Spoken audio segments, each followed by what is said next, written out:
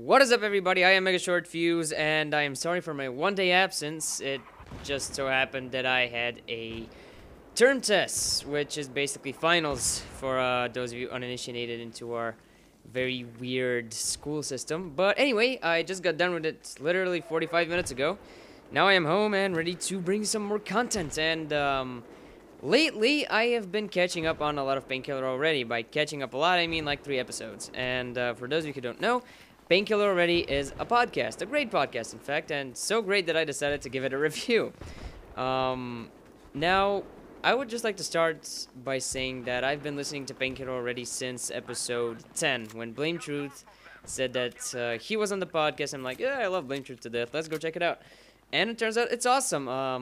Again, for those of you uninitiated, Painkiller already stars Woody's Gamertag, Wings of Redemption, and occasionally FPS Kyle, who shoot the shit, you know, talk about video games, well, video game, but I'm gonna get into that later.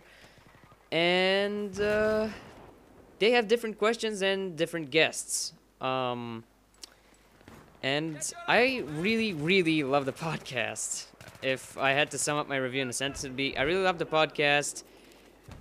Occasionally there's something wrong with it, though.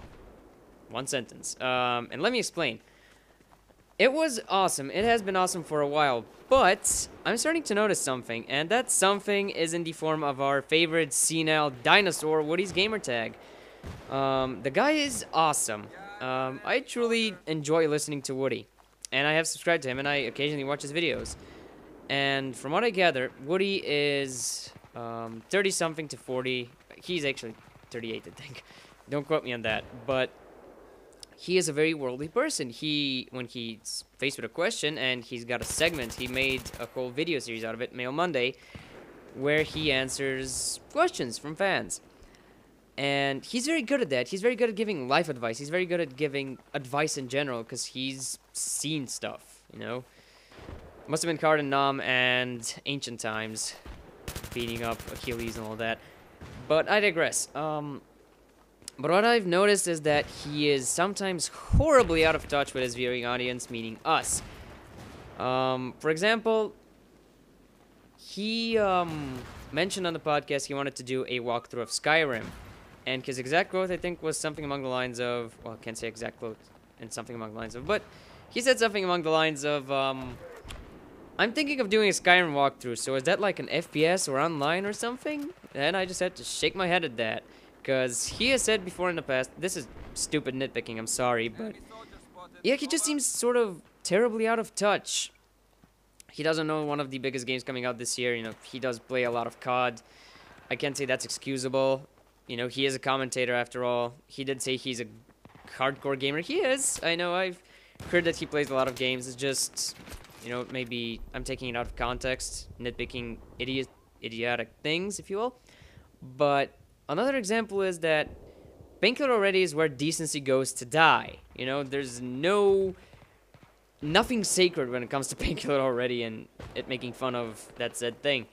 But some of the jokes seem to fall flat lately. For example, in recent memory, episode 75, which I'm listening, or 74, which I'm listening to right now, had 2 uninspired questions, if you will. And one of them was, what TV show dad would make a great president? And it wasn't really thought out the way they tried to, you know, make the answers seem to be. Their answers were kind of dumb, like Stan Marsh, Peter Griffin. Those are names that just come to mind. They won't make great presidents. They didn't really, I should say, give any reasons for them being president. And the thing that stuck to my mind was, if they asked an old dude cast, I think it was Wings, Only Use Me Blade, and Redneck. And Redneck is awesome, by the way. He is sometimes very stupid, but I love him. I love him for that. And I'm kidding. He's not stupid. He's just occasionally really funny.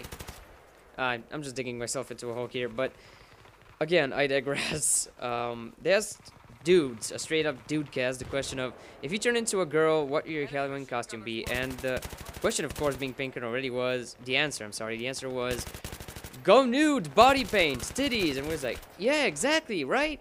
And that just seems childish. I know Painkiller already is where decency goes to die, like I said, but can they please do it with more class? I don't know. It's still great. I'm not carping on the podcast. It's a great podcast. But they make, in their attempt to make their jokes seem edgy and out there, they just sort of fall flat, being way too juvenile. When Wings of Redemption saved the situation with, I'll go with Harley Quinn, they were again lost about what Harley Quinn was, which is kind of strange again. But yeah, so I guess that's my review of Painkiller already.